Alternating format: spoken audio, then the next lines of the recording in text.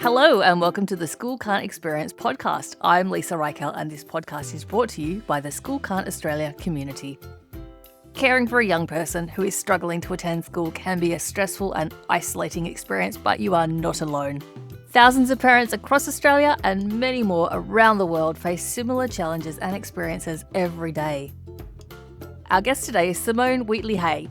You might already know of Symone through her advocacy work for Square Peg Round Hole, who are focusing on centering neurodivergent voices in a fight for neuro-affirming education. Or perhaps you saw Symone and her two boys on the Four Corners TV episode called Kids Who Can't Go to School. Symone is joining us today to share her personal story of School Can't and some of what she's learned along the way. Now, everyone's lived experience of School Can't is different, so a reminder that Symone's pathway was just the right one for her family, and the best path for your family might be quite different. The takeaway should be that there are ways through this difficult time, and our lived experience stories hopefully give you some ideas and some encouragement along the way. I hope you enjoy hearing Symone's story. Well, Symone, thank you so much for joining us on our podcast. Thank you for having me. I'm really excited to be here.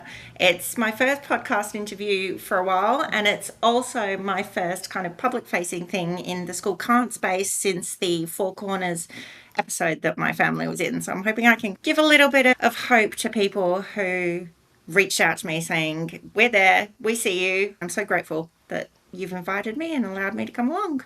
Oh, fantastic. That's so great. We might talk a tiny bit about Four Corners in a minute as well. But before we do, tell us a little bit about you and your family and what do you need to know? So my name is Symone Wheatley-Hey. I am a sole parent. I am a neurodivergent parent, and I have two neurodivergent young people.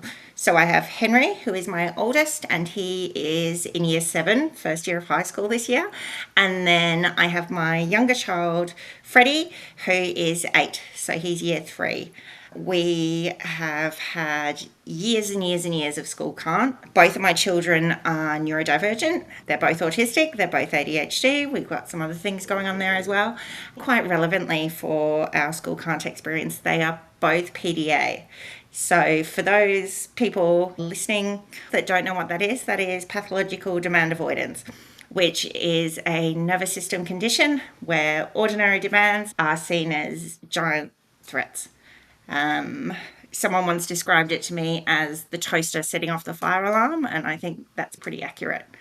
Let's talk a tiny bit about what PDA at school looks like. It's difficult to specify specifically because it's fluctuating. So some days my children have got a much wider window of tolerance and they can cope with demands a lot more, and they can engage with the expectations and authority figures that just exist in the world and society and in school better. And then other days, the slightest demand can set off the fire alarm. What a lot of people perhaps miss about PDA is it can be absolutely debilitating for these young people, and it can be very, very distressing for them. And it's not only externally imposed demands as well. I remember vividly my eldest being given this money, and he had planned out he was going to go buy an action figure. He's super excited about it, had this plan, and the plan became the demand. So when it came time to actually go and buy this figure that he'd been so excited about getting and so looking forward to, he couldn't actually do that. He couldn't do it. Literally could not leave the house to go get it. He was avoiding his own demand, and the demand was something he actually wanted to do. And so that creates a shame and a self-guilt, and it's a really nasty experience for them. And it unfortunately then aggravates the avoidance to the demand, and it becomes a really, really tricky situation. When we look at a traditional school environment and we look at our system and we look at the way it's set up and we look at many classrooms, they are not low demand environments. PDAs don't do great with because I said so, or because I'm the adult, or because I'm the teacher, or because I'm in charge. And those things are really innate to most school environments. And so the fire alarm goes off, usually expressed as dysregulated behaviour or what is perceived as non-compliance. Consequences get imposed, which is unfair. PDAs can have a really strong sense of justice, so that then aggravates it. And yeah, so it's difficult for, I would argue, for all children in our school system. I think there's very few who find the traditional school model easy these days. It's particularly difficult for many neurodivergent and disabled young people because they're not accessibly designed systems. And it's particularly difficult for PDAs because not only is it inaccessible, it is also incompatible with their nervous systems. Yeah, it seems to be almost every parent of a PDA child that I know of that I've spoken to has a child who experiences school can't. Symone, I just want to circle back to something that you said earlier because it's something that I haven't considered about PDA in the past, which is that variability in the Yes. sensitivity to demands. Some days, you've got the Yeah. capacity for it, other days you don't. Can you talk a little bit about that? Like, do we know what it is that makes some days less demand avoidant than others?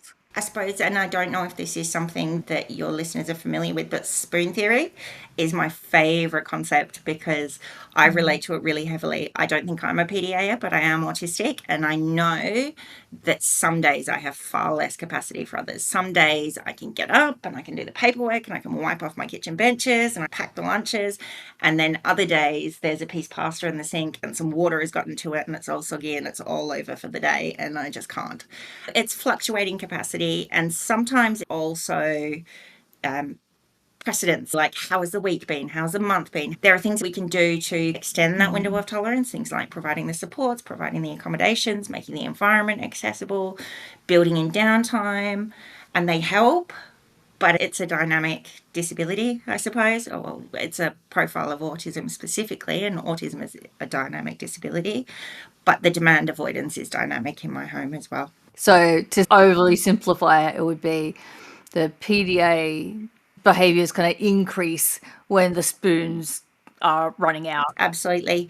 It's something to be mindful of and to try and understand in terms of things like what does my child's nervous system need? What sort of demands escalate them? What are the strategies, supports, accommodations I can provide to help extend or build or recoup that window of tolerance in those spoons? When we're talking about the school can't space, PDA is particularly sticky because PDA parenting is a whole different kettle of fish. And there's a lot of judgment attached to that because it can come across as very indulgent, very weak, very passive, very that child gets what they want. The reality is it's actually probably the opposite, I think. Like many of us, we spend so much time, energy, effort parenting and doing things differently. And then when you add in the judgment that comes with school can't and the public shame and stigma that comes around that as well, it can be really, really difficult for parents of PDAs who also experience school can't. Not that it's easy for any of us. All right, let's talk a little bit about Freddie's story, shall we? I would love for you to sort of go back, like if you look in retrospect for the signs that Freddie's experience was going to be what it was, can you see anything in retrospect that you didn't notice at the time?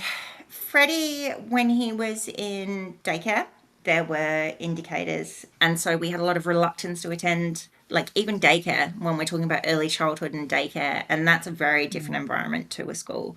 Kindy, we started seeing that I don't want to go, the phone calls from school, the behavioural incidents that were handled, as some schools handle behavioural incidents, which then make it even more difficult for our young people to go. He really struggled. So when Freddie is experiencing dysregulated distress, he lashes out in what schools perceive as violent and aggressive behaviour. It is not necessarily directed purposefully at anyone. It tends to be either safe people, so who do I feel safe expressing these feelings to, or people who insert themselves into his kind of space when he's having a tricky time. And so they're of course not seen particularly empathetically generally. Not always, but generally they're perceived as tantrums, as aggression. I've heard them described as an assault on staff. And certainly I'm sure it's like an assault to the staff member, but there is certainly not that intention, that deliberate malice or anything down there.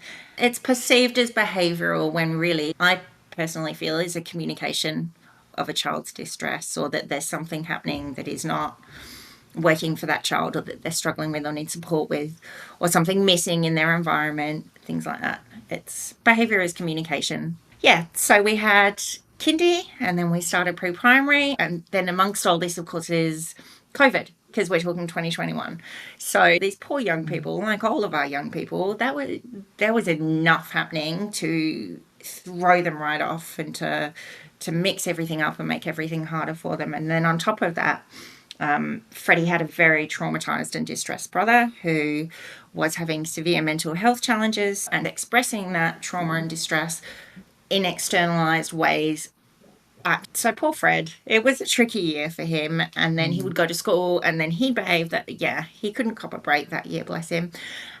And it was a lot for him. That was really hard for all of us, but it was particularly hard for Freddie. And as a sole parent, you triage, right? When you have two children with support needs, you kind of have to fight the fire that's going to get out of control and burn the house down first. So poor Freddie often got next in line in terms of triaging, and it was really difficult. Ironically, it wasn't specifically the school or the teacher. I genuinely believe they were doing the very best they could with what they had, with the knowledge, the support, the system, the policies, all the things that they were working with. I don't think it was a school, teacher, staff issue. I think it was Freddie was experiencing something that made the school system even more inaccessible for him. And the way things were then, the school couldn't change enough to make it accessible for him. We couldn't remove those barriers. And so we went into homeschooling. That must have been a very, very difficult time for you, Symone. So difficult to describe looking back because to a degree, I don't actually remember so much of it. We were complete survival mode. It was at the point where keeping everybody safe was enough. On a good day, I keep everybody safe. Everything else came after that. And it was also at a stage where it was brand new. I didn't know how to handle them. We'd never seen it before. And it was from 0 to 100 overnight. And it was just that we didn't know what to do. And there were no services available. There was no one helping me. I was here with these two kids with their very, very extreme support needs and everything going on at the time. Just me. Obviously, I was autistic too. Didn't know I was autistic. That probably played into it a lot as well, my own support needs. It was really, really hard. I am incredibly proud of my young people and my family that we got ourselves through that and that it has actually probably made us stronger as a result. What were you telling yourself about? What did I do wrong? And I was so scared about what came next. Is he going to be okay? What's his future going to hold? Will it be like this forever? Will we always be surviving every day? Will it always be this hard? Will it always be this sad? Will it always be such a fight, such a struggle? When will I have a day where it's not even good, but just okay?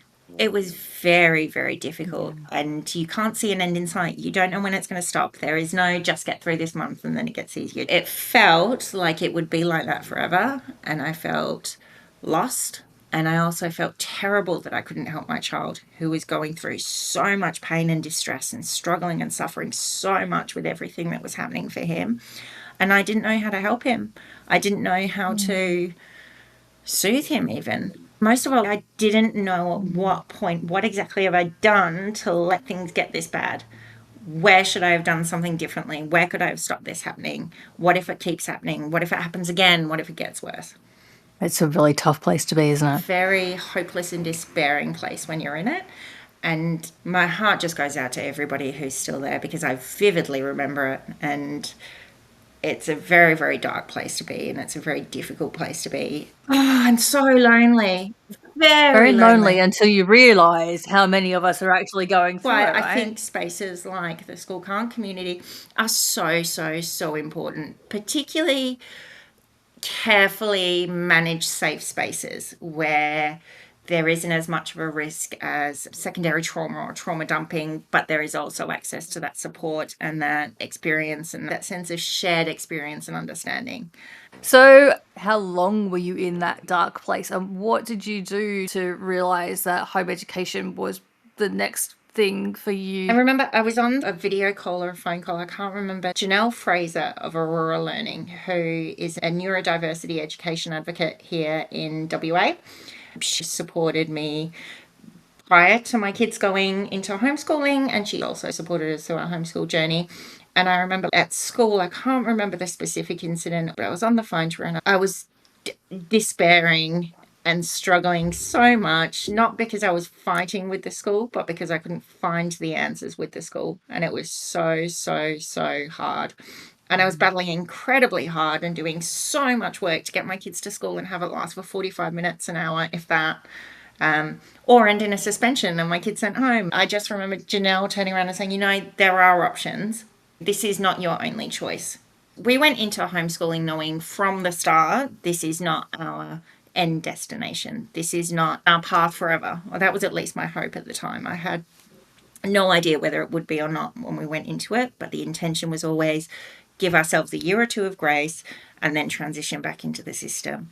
Why was that your hope? I didn't want to homeschool my children. I struggle in terms of my own regulation. I need a lot of time and space to myself and quiet. I wanted to get my life on track. Sole parent, so I needed to work financially. Homeschooling was never a choice. It was always a least worst option at the time. And so I pulled the kids out of school for those 2 years, and we went into homeschooling with the intention of focusing less on the schooling part and more focus on the things we need to be able to go back to school eventually. So things like helping my children heal trauma, accessing neurodiversity affirming therapies, working with speech pathologist, occupational therapist. Someone explained it to me as you don't learn to swim in a whirlpool, and it felt like we had turned off the whirlpool so we could learn how to swim for those couple of years and give ourselves space and time and reconnect as well as a family. Yeah. So for context, you're in WA, just because everybody's home education experience is different depending on where they're located, I think. How easy was it for you to juggle that whole demands of the state with So I had a lot of help from Janelle to do that. So Janelle's background is in education, and she is also an ex-educator, and she's also very, very PDA aware and autistic herself. So she was invaluable for me because she could help me design learning experiences, but it wouldn't be sitting down doing a worksheet like, now we're going to read this chapter and answer these comprehensive questions. It was kind of like incidental learning, but structured and deliberate and targeted. And she helped me design those, doing things that brought my kids joy and that they were naturally drawn to and that were within their areas of interest. So both my children have passionate interests like dinosaurs, paleontology, nature, science, all that sort of thing.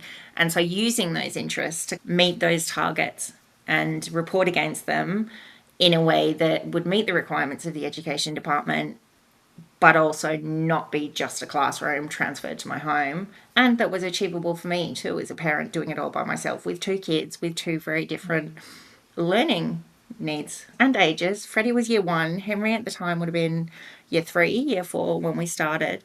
That's miles apart. I think one of the things that tends to happen in this space is there can be so much focus on the child's needs, on the child support needs. What does this child need? How can we make this child okay? And for me, it's not okay unless everyone in the home is okay. Everyone in the family is okay. It's not that we're all okay at the same time. And sometimes, like I did, you have to put your thing back, but everybody gets what they need to be okay is my sort of mantra in terms of setting things up for us. You talked about the kids and their passionate interests. At the time that you were taking them out of school and bringing them into home ed, did they still have those passionate interests, or were they so... My eldest, all he wanted to do was game. And we had a solid few months before he could engage in any meaningful way. But I did try really hard, and those opportunities were there. And I did the best I could with what I had. My little one was very, very little at that age. So luckily it was a little bit easier for me with him because he could do things like we could bake together or we could play board games together. And we did a lot of that. I used Twinkle a lot. They've got these interactive games on there, as long as they didn't click that it was a learning game. But the focus was very much on building capacity for my youngest, Freddie, building his communication skills, building his self-advocacy skills, building his access to alternative communication. So Freddie at the time was situationally non-speaking. At the time, he had quite a significant stutter that meant that He was more frequently non-speaking than he was speaking, particularly when he was in distress. He really struggled to articulate or communicate in any form what he needed, what he was feeling, what he was experiencing. So building self-advocacy skills was a big one. I wanted my children to go back into the system knowing how to ask for what they needed, how to tell me what's happened, how to identify when their needs were not being met or when something wasn't right. How did you do that, Symone? How do you help build your child's self-advocacy skills? We did some work with the OT, and it's kind of become intuitive. With Fred, we talk about it through a paradigm of human rights, like fundamental human rights. What are these things that I have, and you have, he has, she has, that everyone has, that everyone deserves, that everyone is entitled to, purely because they are human beings. They have them from the minute they're born. They can't be taken. They can't be traded. In theory, like, we're talking from an 8-year-old Freddie lens. We're not talking about a reality lens, because sadly not everyone does have their human rights upheld. So we were reading Diary of a Wimpy Kid at the time, and it was, I feel really bad for Greg Heffley because of XYZ. It doesn't feel fair that he's not getting it. Like that modeling, but it was almost conversational modeling. And I tried really hard to get better at recognizing my own needs and my own rights and modeling them when my needs weren't being met, when my boundaries were being overstepped. And that's certainly a work in progress. And it's something that I try and be really mindful of. This has been a really helpful thing in my family, because not only does it help me approach things like why certain environments have rules and boundaries. There has to be rules and boundaries around things like safety and respect, but also from a framework that everyone has them. There is no you have more because you were the adult. I have less because I'm the child. It's a fundamental, innate right. And everyone gets those needs met, and everyone has those rights to have those needs met. The thing that I am wrestling with a little bit is just, I think, as a parent, as a mother in this situation with your 2 kiddos and their PDA and all of the needs that they have, it feels to me very optimistic to think that you're going to get your needs met all the time. That is absolutely it. There are times when we triage, and I'm going to be really honest here. My baseline of expectations for myself is pretty damn low. So I'm not going to turn my camera around, but my kitchen is trash. I don't do laundry very often. There's a giant pile of washing in my lounge room. Dinner is more often than not snack plates, which is just like picky dinner. Is everyone getting their basic needs? Is everyone okay? And then that's it. I don't really clean. I go for good enough. And a lot of people, like, I can't remember the last time I sat down and made a proper dinner meal with a traditional family meal. I don't do those things. I just don't, because they're the things that are less important to me than the other things. And sometimes I don't get my needs met. It's things like I don't do really well with loud noise, so I need quiet time. I struggle with crowds, so I avoid crowds generally. Those kind of needs, not the fancy ones. Yeah. Well, Symone, I feel as though there's probably a lot of people who are nodding their heads like mad at the life that Oh, you've yeah. just described. A load of people are in very, very similar situations, but I think also a lot of us being pretty harsh judges on ourselves for all of those things as well. I'm really, really passionate about treading gently with ourselves. And I always think, and I have to tell this to myself as well, because as mothers, as any parents, I think we are really harsh judges on ourselves, and the world loves to tell us all the things we're doing wrong. And if your child isn't doing all the things that society says they should, like go to school every day and listen to the teacher and follow the rules and raise their hand and blah, blah, blah, it can be really, really easy to blame yourself. And if you don't blame yourself, they'll do it for you, certainly. I try very hard to think when I get stuck in that pattern, if I was my best friend talking about themselves like this, how would I speak to them? And trying to give myself that too. All right, so 2 years of home education. And then what? So in those 2 years, particularly the second year, I started doing consulting work within certain areas of the department, and specifically the School of Special Educational Needs Disability, which is the specialised consultants that go out to schools.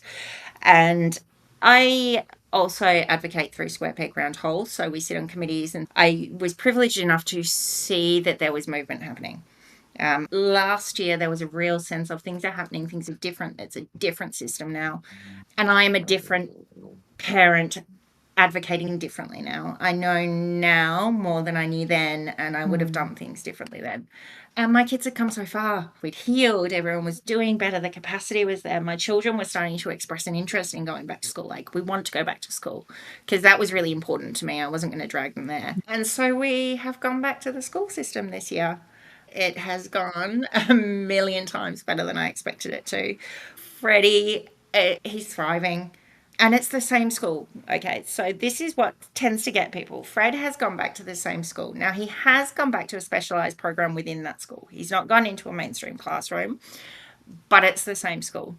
I think his experience in that school now, with the journey that they've been on and the changes that they've made, there's been a real lens shift in leadership, and that's been transformative for the school. I tried always to recognise this is a school that is doing the best they can in a very stressed system that is not designed for my kids, versus this is the school's fault. So you said the school has also been on a really transformational journey. Can you talk a little bit about what's different at that school now compared to what it was like before? There has been a shift in terms of policy and procedure and things like that. We're in a different landscape now, and this school has particularly embraced it. So the program that Freddie is in only opened this year. And they only found out that they were getting one of these programs last year. And when the principal agreed to take on the program, she was all in. She was right. The whole school is going to go on this journey. This isn't going to be a separate classroom. We are going to make this a school that accommodates, accepts, includes these kids and this program. And so all the staff did training, not just the classroom teachers of that program. It was a school-wide thing. They looked at what they could do at a school-wide level to make these activities more neurodiversity accessible. For example, assemblies. I get the heebie-jeebies thinking about assemblies as an adult because it's crowded, it's busy, I can't hear, there's static from the microphone, and it's too long and uncomfortable, and there's too many people. They're not an accessible thing. The school has taken away the whole school assemblies and turned them into, I think it's 2 classrooms, and they rotate, and it's like a kind of like a community meeting assembly, much smaller, much more accessible, much less sensory, much less scary, much less of a big dramatic thing. I think it's the understanding, because they've done the training and the commitment is there. The leadership has committed to it. We are going to be inclusive. We're going to be accessible. Let's make it happen. And it's either get on the train or go away and find another station. It's like a massive culture shift just across the And I'm entire a school. huge believer that the culture of the leadership is what sets the culture of the school, which is what sets the culture of the classroom, which is what sets the teaching culture. It's kind of like a fish. Like, it either rots from the head or it swims from the head. And a principal and school leadership that is really on that train is a really powerful thing. And it's also a really big barrier to progress, change, access, if that isn't the case. So we talked before when Fred Yeah. was in kindy or very early in school that he would get dysregulated, have dysregulated behaviors, and then that would be treated as aggressive or as an assault on staff. How is that handled now in the school? I overheard a conversation between my 2 kids the other day, and they were talking about what happens when someone is, and I'm using quotation marks here, naughty at school. And Henry goes to Fred, they just get helped. So when kids are naughty at his school, his perception is those kids just get helped. And that's certainly been my experience in terms of Fred. Certainly there are boundaries. Everyone gets to be safe. I'm sure there are children who are still experiencing the school discipline, the department discipline policy. But in terms of Fred's experience now, his dysregulation is handled as dysregulated distress as opposed to misbehavior. And it's also very proactively addressed. So in terms of things like, okay, so what's happening for Fred here? How can we prevent this? How can we set him up to succeed in terms of meeting all his needs? And because Fred has an environment and a school experience where he's felt safety and his relationships with the adults around him are rock solid priorities, everything else is easier. Okay. I would love to hear a little bit about Four Corners. Tell us a little bit about that experience. So that is something I've only seen it once. I watched it to make sure there was nothing in there that I needed to worry about in terms of how my kids were represented. I got someone else who I trusted to watch it first and make sure I was going to be okay to watch it. It was a really confronting and challenging experience, but it was also an enormous privilege. Before we did it, I sat down with my kids and said to them, look, we've been approached, we've been asked to do this. This is what it's going to involve. This is what the outcomes might be in terms of this is worst case scenario, and this is what I hope will be the best case scenario, which is raising awareness, understanding, building that compassion, making other families like ours feel seen and understood, and maybe even creating a wider narrative as we raise awareness of school can't. And so when my kids agreed to it, I agreed. And so we had a producer fly over from, I think she was Sydney, and spend 3 days, 3 full days with us, which was hectic.